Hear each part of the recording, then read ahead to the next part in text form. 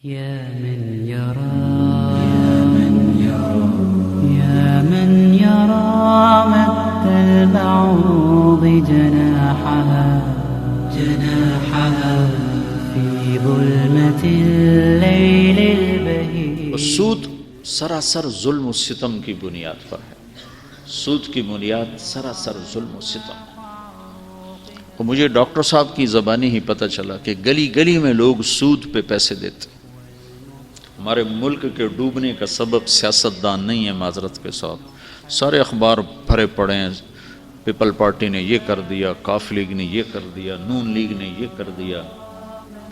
نہیں، ہم سب مجرم ہیں. ہم سب کے اجتماعی گناہوں نے اس ملک کو ڈبویا ہے. حکمران تو چند ہیں، ان کے بگاڑ سے بنو امیہ بھی بگڑے ہوئے حکمران تھے، لیکن اللہ کی رحمتیں، برکتیں، فتوحات کے دروازے کھلے ہوئے تھے.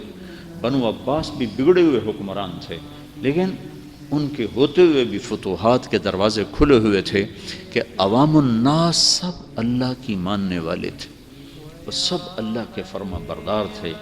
18 کروڑ انسانوں میں اس قدر نافرمانی پھیل چکی ہے کہ حکمرانوں کا گلہ کرنا یہ ظلم ہے. ہمیں اپنا گلہ کرنا چاہیے کہ گھر گھر میں جو ماں کو ذلیل کیا جاتا ہے. میرے نبی سے پوچھا گیا، یا رسول اللہ قیامت کب آئے گی؟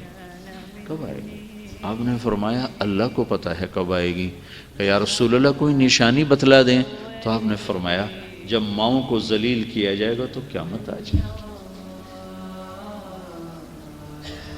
تو ماؤں کو ذلیل کرنے کون سا گھر ہے جہاں مائیں سکھ کا سانس لے رہی؟ ان کے آنسو جو گرتے ہیں تو اسی دھرتی پر گرتے ہیں.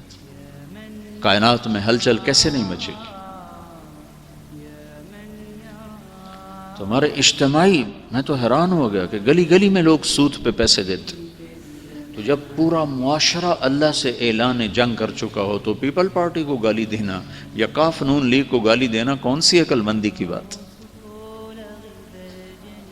جب اللہ کہہ رہا ہے فَاذَنُوا بِحَرْبٍ مِّنَ اللَّهِ وَرَسُولِهِ، یا سود چھوڑ دو یا پھر میرے اور میرے رسول کے ساتھ لڑنے کے لیے تیار ہو جاؤ. يا من يرى ما كان من